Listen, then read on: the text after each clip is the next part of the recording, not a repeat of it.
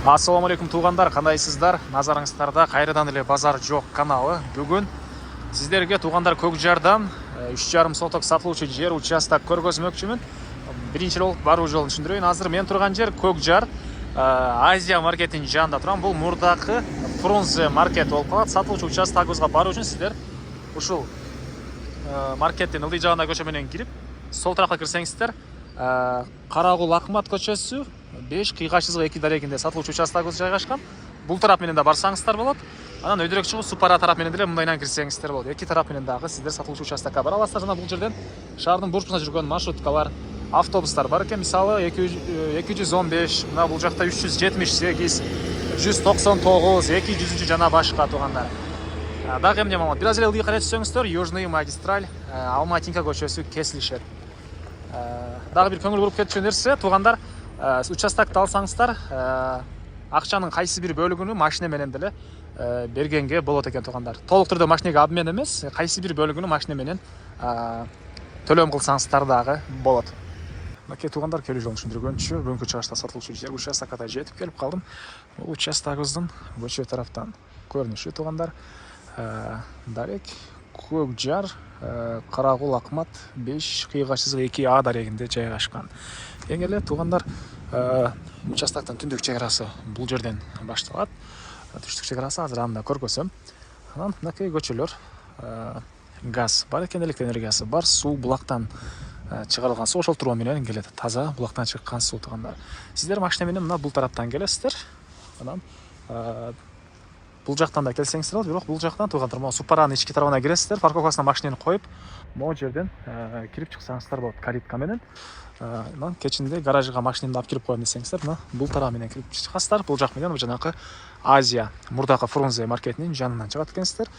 Так, участок туугандар кызыл китебинде 3,5 соток, 3,5, узун турасы 10-40-ка 36. Көчө тарабы 36 метр, мындай туугандар 10-40.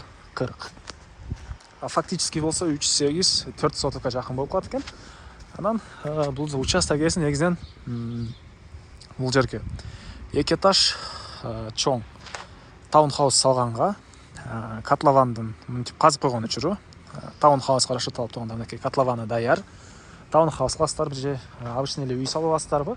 Кыскасы мынакей ушундай котлованы казылган даяр.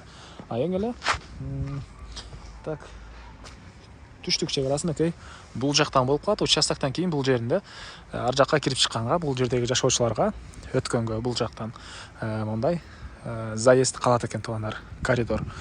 Так, дагы эмне маалымат? Кызыл китеби бар экен, электр энергиясы бар, суу бар жана газ бар. Мынакей бул кошуналар, райондун көрүнүшү.